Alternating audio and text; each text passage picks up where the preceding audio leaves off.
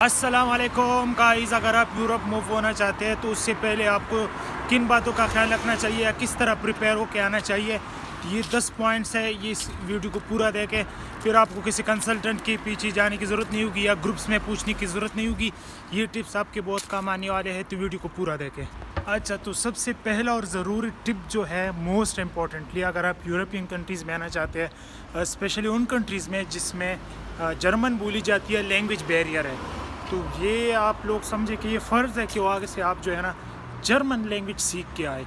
अब ये आपके ऊपर डिपेंड है। देखिए, अगर आपने प्रोसेस स्टार्ट करना होता है या जैसे आपका इरादा बन जाए कि मैंने इस कंट्री में जाना है जहाँ पे जर्मन लैंग्वेज मैंडेटरी है, यहाँ पे ऑफिशियल लैंग्वेज जर्मन है, तो फिर आपने इस तरह करना है कि वहाँ से ट्राई करनी है, सीखे एटलीस्ट इतना सीखे कि आपको बेसिक आनी चाहिए, ठीक है ना। तो तभी आपको यहाँ पे जो है ना ज़्यादा मसला नहीं होगा, क्योंकि ये चीज़ें हमने खुद एक्सपीरियंस की है, ठीक है ना। तो जैसे हमने खुद एक्सपीरियंस की है कि यहाँ पर बहुत बड़ा बैरियर है लैंग्वेज का। लोगों को समझ आती है, ऐसा नहीं है कि नहीं आती, समझ भी आती है, बोल भी सकते हैं, बट मसला ये है कि जॉब का मसला फिर होता है। आप यहाँ की हर जॉब की रिक्वायरमेंट होती है जर्मन स्किल। तो मैं आपसे यही रिक्वेस्ट करूँगा कि सबसे पहली चीज़ आप प्रोसेस स्टार्ट करें तो उसके साथ साथ ही आप जर्मन लैंग्वेज भी स्टार्ट करें, तो ये यहाँ पे आपको फिर ये एडवांटेज होगा।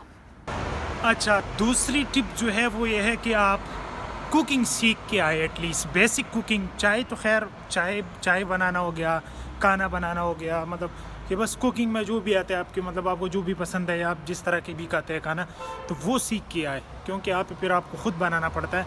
तो दूसरी नंबर पे मैं रखूँगा कुकिंग, तो कुकिंग ज़रूर सीख के आए। तीसरी चीज़ है कंप्यूटर का, मतलब लैपटॉप का, कि आपको MS office, Excel, PowerPoint, ये सारी चीज़ें आनी चाहिए, क्योंकि आप यहाँ पे जॉब करेंगे तो मोस्टली ये रिक्वायरमेंट होती है। और इसके अगर आप जॉब पर्पज़ के लिए तो अपनी एजुकेशन पर्पज़ के लिए भी ये बहुत ज़्यादा ज़रूरी है, क्योंकि यहाँ पे सारी असाइनमेंट, एग्ज़ाम, इवन सब कुछ यहाँ आपका लैपटॉप के ऊपर होता है। आपने मतलब सॉफ्ट फॉर्म में से असाइनमेंट जमा करानी होती है।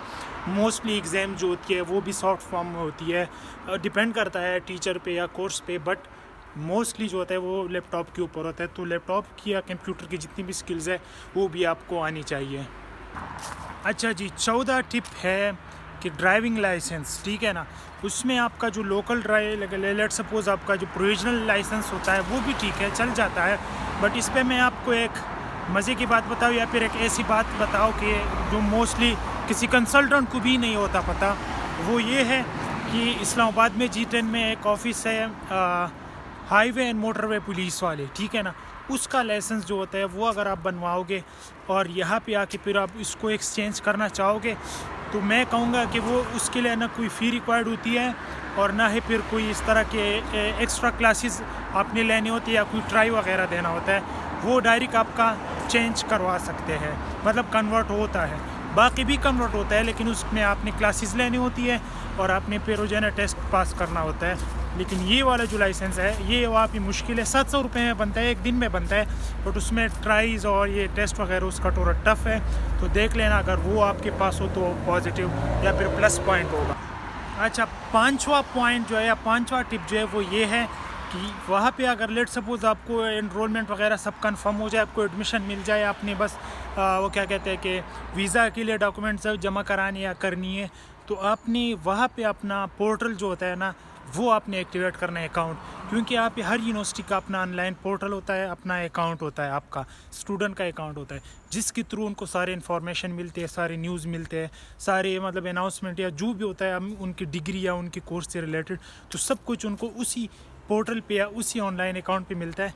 तो मैं ये कहूँगा कि आप लोगों ने वहाँ पे अपने ही जो है ना वो कोशिश करे कि वो एनरोल करे और वो एक्टिव करे, ताकि आपको पहले से ही कोर्स के बारे में पता हो, तो आप उसके लिए अगर कुछ उससे मतलब यहाँ आने से पहले कुछ स्टडी करना चाहते हैं या आपको मतलब आइडिया होगा, तो आपके लिए फिर यहाँ के अजीब नहीं लगेगा या फिर आपको ऐसा नहीं लगेगा कि ये क्या हो रहा है, ये कौन सा सब्जेक्ट है, ये किस तरह का सब्जेक्ट है।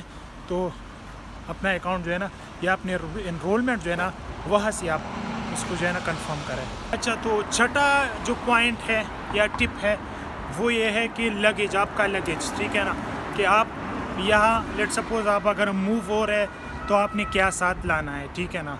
तो मैं यही रिकमेंड करूँगा या यही सजेस्ट करूँगा कि आपने A to Z सब कुछ लेके आना है साथ में। यहाँ पे ना छोड़े कि मैंने यहाँ ख़रीद लेना है, क्योंकि यहाँ पे ज़ाहिर सी बात है जैसे ही फर्स्टली आप आओगे तो फिर आपको जगह का भी नहीं पता होगा, रोड्स का भी नहीं पता होता, शॉप्स का भी नहीं पता होता, करेंसी का भी इतना ख़ास नहीं होता आइडिया। तो मैं यही रिकमेंड करूँगा कि आप वहाँ से सारी चीज़ें जितनी भी आप मतलब आपको लगता है कि आपको ज़रूरत की है वो लेके आए, क्योंकि ज़्यादा डोन्स जो हैं वो आपको तकिया मतलब पिलो और ब्लैंकेट कंबल वगैरह ऑफ़र नहीं करते। मेट्रेस जो है ना होता है, मेट शीट जो होता है या बेड शीट जो होता है वो भी ऑफ़र नहीं करते, तो वो भी आपने साथ लाना होता है, ठीक है ना, या फिर ख़रीदना होता है। तो ये चीज़ें पाकिस्तान से लेके आए, क्योंकि 25 किलो जो है ना 25 kg वो आपको अलाउ होता है, और 7 kg हैंड कैरी या हैंड बैग जो होता है वो अलाउड होता है। तो इसलिए मैं कहूँगा कि आप सारी चीज़ें पाकिस्तान से ही लेके आए, ताकि फिर यहाँ पे शुरू में एटलीस्ट शुरू में स्टार्ट में कोई मसला ना हो।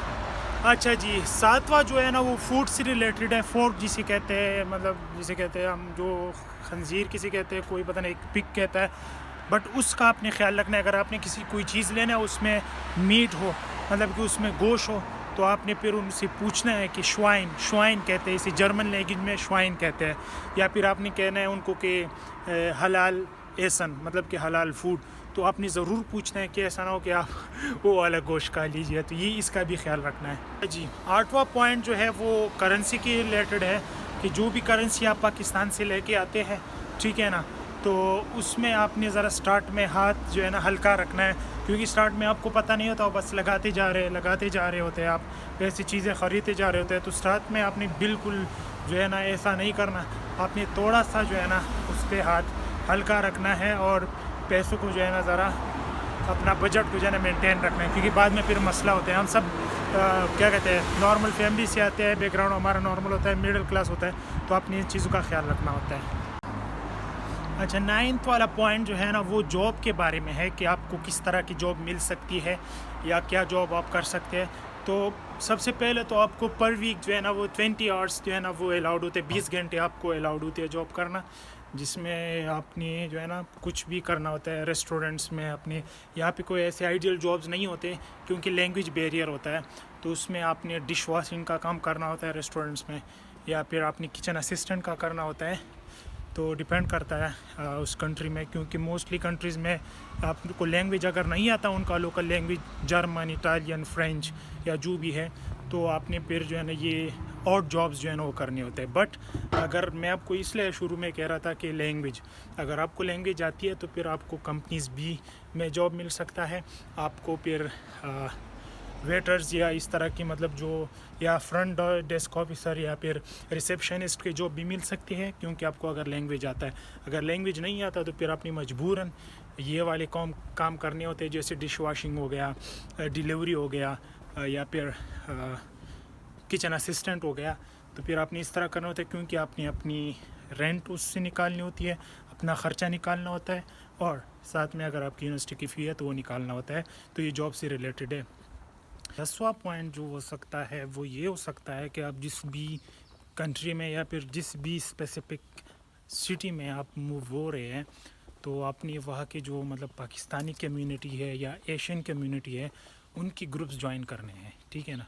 आपने ख़ुद पता लगाना होता है कि कैसे, या फिर यूनिवर्सिटी के थ्रू या फिर फेसबुक के थ्रू आपने पता करना होता है कि कौन सी कम्युनिटी मतलब है, या कौन सा व्हाट्सएप ग्रुप है, किस पाकिस्तानियों का कहाँ पे है, किधर है किधर नहीं है। तो ये पता लगा कि आपने वो ग्रुप ज्वाइन करना है, उसमें आपको बहुत फ़ायदा होगा, क्योंकि इस तरह की कोई लेट सपोज़ कोई डील्स या इस तरह कोई जॉब्स या दूसरी अगर आपको कोई हेल्प चाहिए होता है, तो वो उस ग्रुप में जो है ना लोग शेयर करते रहते हैं, तो वो ग्रुप पे है ना आपने ज्वाइन करना होता है। और मेरे ख़्याल में ये 10 पॉइंट है फ़िलहाल जो मोस्ट इम्पॉर्टेंट थे। बाकी भी बहुत सी चीज़ें हो सकते हैं, लेकिन वो डिपेंड करता है स्पेसिफ़िक कंट्री पे और स्पेसिफ़िक सिटी पे, क्योंकि इसमें ये होता है कि कंट्री के मतलब इवन सिटीज़ की भी रूल्स रेगुलेशन मोस्टली अलग होते हैं। तो ये फिर डिपेंड करता है उस ख़ास सिटी में। जैसे फिर इसमें आता है इंश्योरेंस आता है, मेल्टर सेटर आता है, रजिस्ट्रेशन आता है। तो बहुत सारी ऐसी चीज़ें होती है जो कि मतलब डिपेंड करता है हर सिटी की अपनी रूल्स रेगुलेशन के मुताबिक। तो यही थे सारे पॉइंट्स जो कि ज़रूर, तो ये थे सारे पॉइंट्स। उम्मीद करता हूँ कि बहुत सी चीज़ें आपको क्लियर होते हुए होंगे। अगर फिर भी आपको कोई मसला है या कोई इस तरह कोई कुछ पूछना है स्पेसिफ़िकली ऑस्ट्रिया के बारे में, तो मैं अपना नंबर डिस्क्रिप्शन में दे रहा हूँ, तो आप पूछ सकते हैं बिला क्या कहते हैं झिझक के। आप मैसेज कर सकते हैं व्हाट्सएप के ऊपर मुझे, और मैं आपको जवाब दूंगा। तो thank you so much for watching, और अगर हो सके तो सब्सक्राइब कीजिए, अगर नहीं करना तो भी इट्स ओके। बाय।